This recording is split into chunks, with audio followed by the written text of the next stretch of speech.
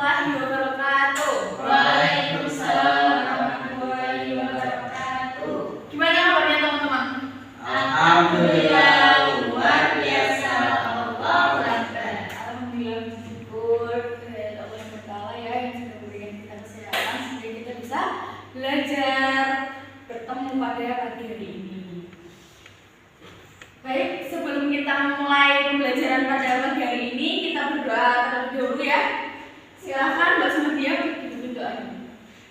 Berdoa mulai. Berdoa selesai. Alhamdulillah. Ibu absen terlebih dahulu ya. Siti Nur Sumadia hadir. Muhammad Ulul Hadir. Lutfiatul Nisa hadir. Nailatul Zulfa sakit. Oh sakit. Ibu akan menjelaskan mengenai kisah teladan Nabi Musa. Kemarin kita sudah membahas mengenai kisah teladan Nabi Ayub. Nabi Ayub. Basmadi kita belajar. Kemarin kita belajar mengenai kisah teladan Nabi Ayub dan sekarang kita belajar mengenai kisah teladan Nabi Musa.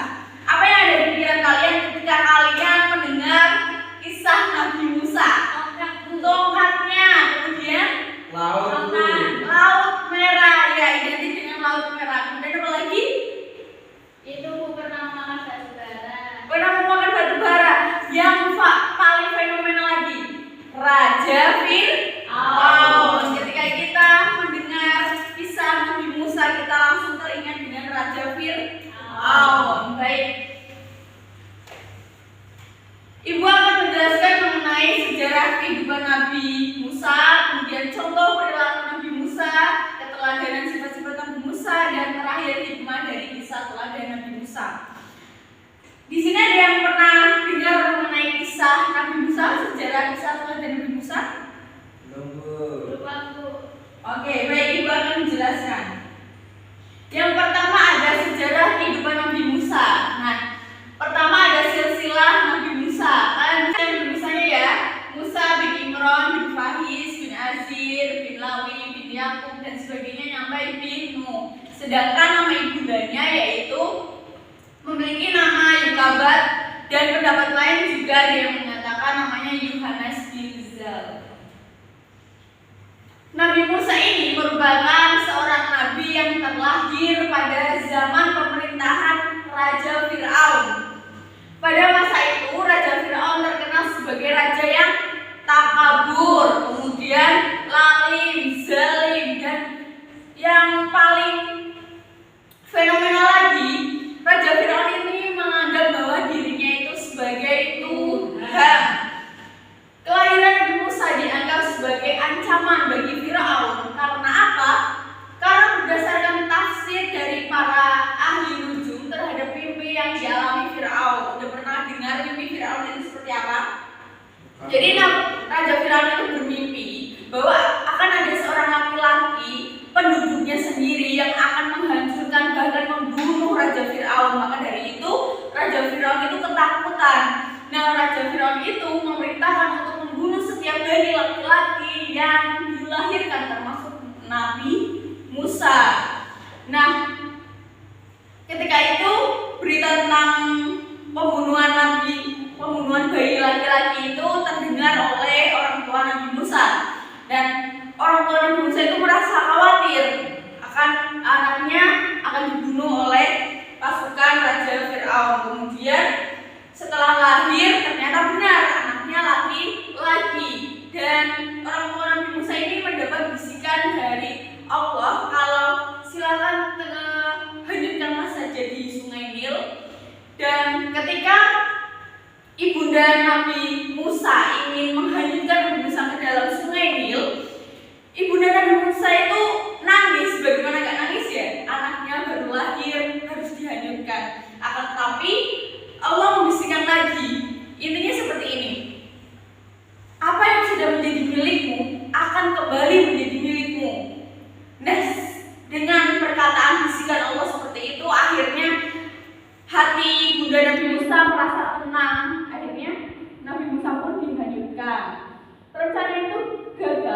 dilakukan setelah Nabi Musa ditemukan membantu kerajaan dan diberikan kepada istrinya bernama Siti Asia di kolam pemandian kerajaan dari aliran Sungai Nil pasca dihanyutkan oleh ibundanya. Yang sudah saya jelaskan, bayinya itu hanyut dan sampai di pemandian kerajaan dan ditemukan oleh dayang-dayangnya. Nah, Nabi Musa ini menjadi anak angkat Firaun dan Siti Asia. Lah, kenapa kok tiba-tiba diangkat? Nah, kebetulan Raja Firaun sama istrinya itu belum mempunyai anak. Nah, ketika ada seorang bayi laki-laki tampan, kemudian istri Raja Firaun ini tertarik dengan bayi itu. Akhirnya dijadikanlah sebagai anaknya. Awalnya emang Raja Firaun itu tidak mau, tapi dengan bujukan istrinya akhirnya luluh hati Raja Firaun dan mengangkat Nabi Musa itu sebagai anaknya. Dan Nabi Musa bisa kembali ke pangkuan ibunya karena asih cocok dengannya. Karena yang sudah Allah jelaskan, apa yang akan kembali, apa yang menjadi milikmu akan kembali menjadi milikmu. Seperti yang sudah saya jelaskan, akhirnya kan istri Firaun kan tidak mempunyai ASI itu karena tidak melahirkan, akhirnya ASI-nya tidak keluar dan membuat sebuah pengumuman bahwa akan ada orang yang bisa menyusui bayi Nabi Musa. Nah, akhirnya ibunda Nabi Musa datang dan akhirnya cocok. Nah, itu setelah 2 atau 3 tahun ibunda Nabi Musa yang menemani Nabi Musa. Nabi Musa memiliki 3 mukjizat yang dikaruniakan oleh Allah kepadanya. Di antaranya fisik yang kuat, tongkat, tangan yang bersih. Nah, oke. Adapun mukjizat yang paling sering digunakan adalah tongkat beliau yang berubah menjadi apa? Ular. Oke, saat menghadapi tukang sihir dan membelah lautan ketika menghadapi ancaman dari Firaun yang berakhir di Laut Merah. Nyampe sekarang ya di Laut Merahnya. Selain itu, Nabi Musa diberikan mukjizat berupa kitab Taurat sebagai misi dakwah beliau dalam menyebarkan ajaran tauhid mengesahkan Allah sebagai Tuhan. Yang kedua, ada Musa kecil memakan bara api. Ada yang tahu kisahnya? Ada yang pernah dengar? Jadi dulu itu bayi Musa itu tidak sengaja ketika sedang bercanda-canda dengan Raja Firaun dan istrinya, bayi Nabi Musa itu mencakar Firaun. Nah, dengan seperti itu Raja Firaun itu menganggap bahwa Nabi Musa itu sebagai ancaman. Kenapa bayi sekecil ini bisa mencakar saya gitu, kata Raja Firaun. Ini yang dimaksud ancaman, ini yang akan menghancurkan saya. Akan tetapi ditenangkan oleh istrinya bahwa ini hanya anak kecil, wahai Raja Firaun. Dia tidak tahu apa-apa dan dia tidak bermaksud untuk mencakarmu dan mencelakaimu. Raja Firaun tidak percaya. Masa ini adalah ancaman saya ini gitu. Akhirnya untuk membuktikan, istri Raja Firaun ini memberikan sebelah kanan itu roti dan sebelah kiri itu batu bara. Awalnya Nabi Musa itu udah paham, dia itu mau mengambil rotinya, akan tetapi ditamparlah tangannya oleh malaikat Jibril dan akhirnya Nabi Musa mengambil bara api dan memakannya, kemudian menangis. Dan setelah kejadian itu istri Raja Firaun pun berkata, cobalah lihat, dia anak kecil yang tidak tahu membedakan bara api dengan roti itu, dia tidak tahu gitu. Akhirnya Raja Firaun pun berpositif thinking lagi terhadap bayi Nabi Musa gitu, teman-teman. Kemudian ujian Nabi Musa hingga menikah. Kalian bisa baca di bukunya, karena itu ceritanya panjang banget. Kalian bisa baca di halaman 51. Kemudian yang keempat, Musa pulang ke Mesir. Dan kelima, Musa bermunajat di Bukit Sina. Itu adalah detik-detik saat Nabi Musa itu akan mendapat mukjizat, yaitu berupa Taurat. Yang keenam adalah 10 perintah Allah kepada Nabi Musa. Kemudian mempelajari sifat-sifat Nabi Musa. Pertama, berani dalam menyampaikan kebenaran. Yang kedua, taat kepada Allah. Yang ketiga, ketekunan dalam belajar. Yang keempat, sikap suka membela yang lemah. Dan kelima adalah sabar dalam berdakwah. Apakah kalian sudah mempunyai 5 sifat itu dalam diri kalian? Sudah belum? Belum semua. Belum semua. Jadi belajar ibu. Poin-poin berapa yang kalian terapkan? 1 sampai 5 yang sudah kalian terapkan. Coba. Kadang sih menerapkan tapi kadang tidak konsisten. Iya. Coba kalian pernah menerapkan yang mana?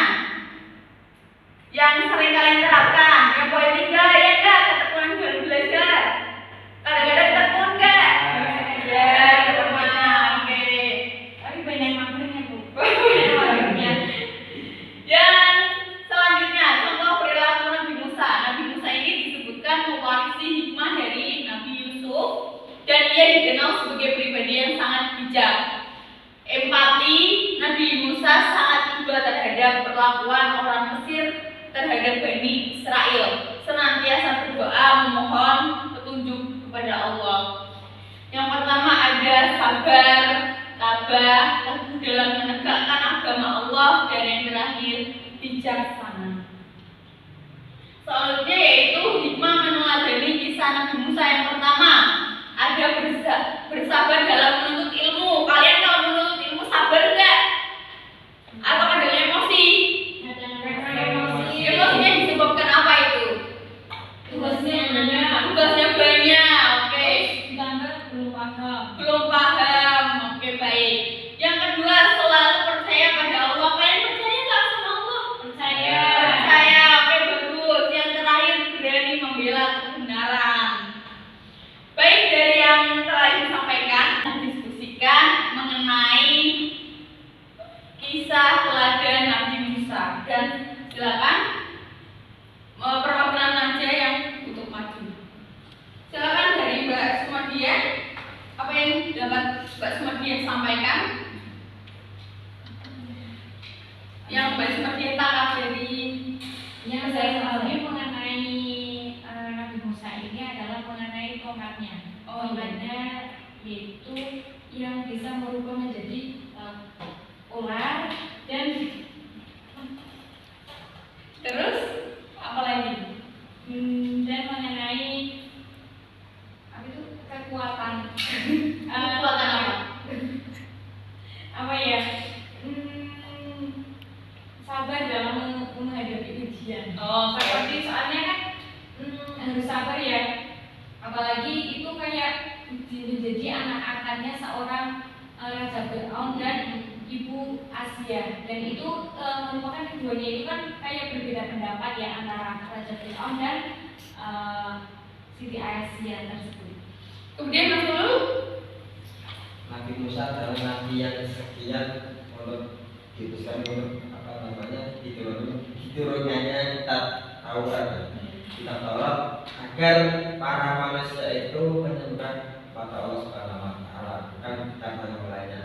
Yang kedua, poin yang saya tangkap itu adalah Nabi Musa itu anaknya angkat dari apa namanya Raja Fir'aun sendiri, yang dimana dia akan membunuh ayah angkatnya sendiri. Oh, bagus sekali.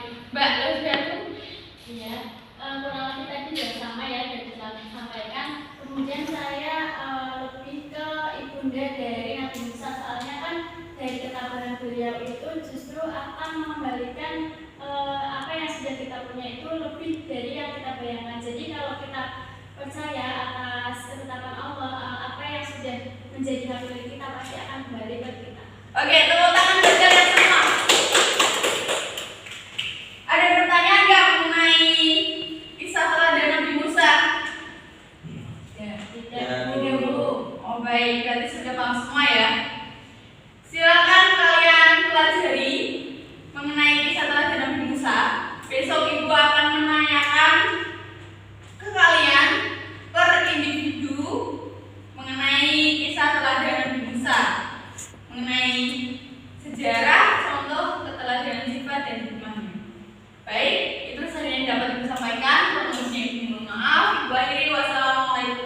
warahmatullahi wabarakatuh.